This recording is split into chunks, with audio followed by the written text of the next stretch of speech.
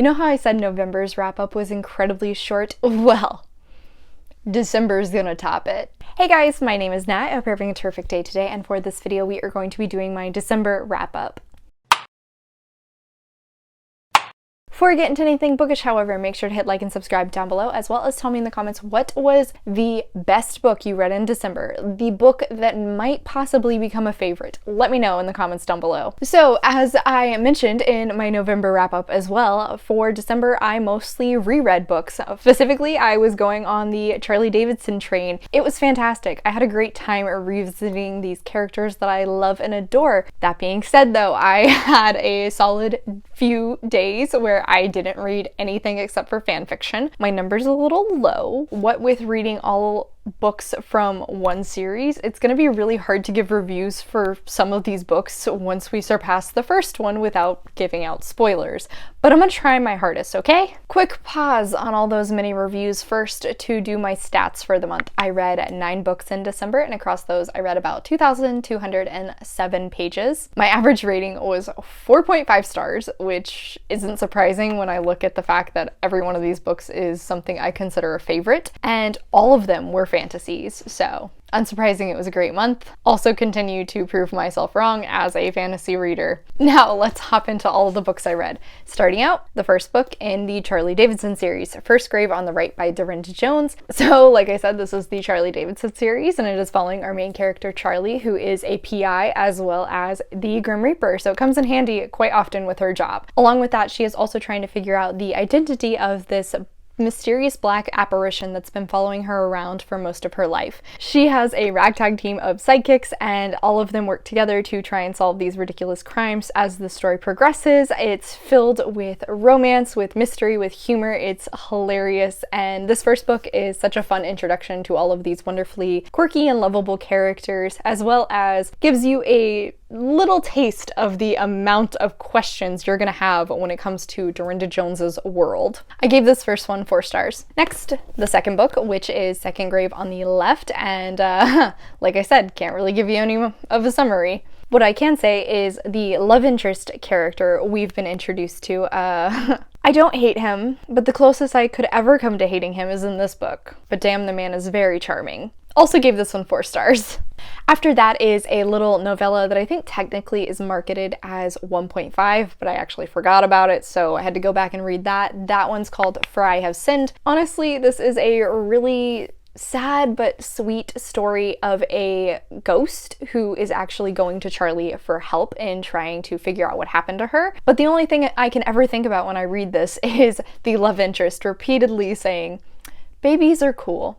I give this one 5 stars because it's so sweet and simple and to the point, and yet I love every single page. Next, we got the third book, which is Third Grave Dead Ahead. This is actually my favorite cover of the series, just so you know. This book really starts to explore the depth of Charlie's powers, and I mean, there's a biker gang involved, which is just intriguing right out of the gate, but not to mention very fun. Also gave this baby 4 stars. Following that one, you guessed it, The Fourth Grave Beneath My Feet by Dorinda Jones. This is the 4th book in the series. I know, you're shocked. Honestly, this one gets the bump to 5 stars because not only does the love interest just totally win my heart over in this one, but the mystery in this has the most shocking twist probably out of the entire series. It really just makes me drop my jaw every time. There's also more explanation into the paranormal world, which I love, and we are introduced to one of my favorite younger side characters, Quentin, who is deaf, and honestly I don't think we get a lot of deaf representation in books. I actually recently learned that Dorinda Jones's oldest son is deaf and she is actually a sign language interpreter. Love that she incorporated that into her stories. Shockingly, we're gonna have a quick break from Charlie with The House in the Cerulean Sea by T.J. Klune. I read this to annotate it for my best friend Allie for Christmas. Obviously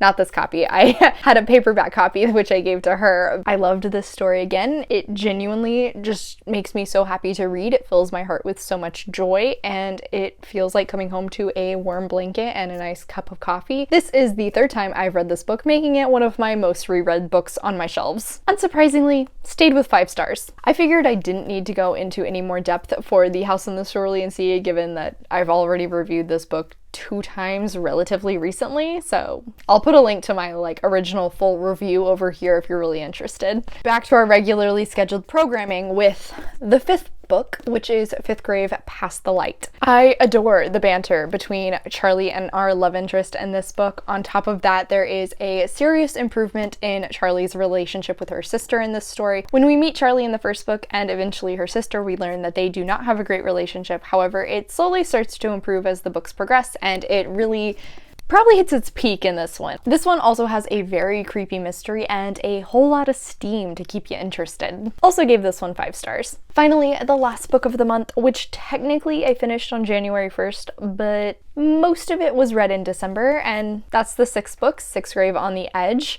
Oh shoot, I forgot one. Not yet. I actually read the 5.5, I don't want to call it a novella because it's 7 pages long, short story, which is Shimmer, and how do I describe this? This emoji.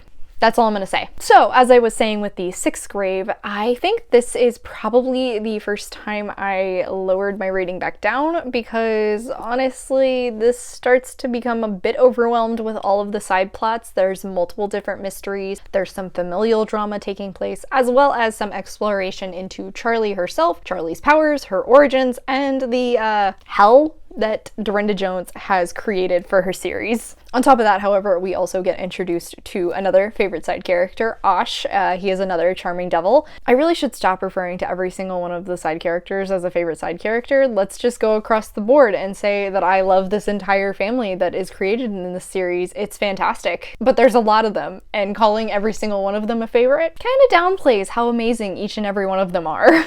So, like I said, a little too much going on in this one, went down to a 4 stars, but still a great addition. So yeah, like I said, that was gonna be really short and sweet in terms of a wrap-up, because when I was writing every one of those reviews, they were all about 2 sentences long. Okay guys, so that is it for today. Thanks so much for coming to my channel, I really appreciate it. Make sure to hit like and subscribe down below. I have my Goodreads, Storygraph, Instagram, and Tumblr linked in the description if you're interested in keeping up with what I am reading. I come out with videos on Monday and Friday, but until then, I hope you continue to have a terrific day.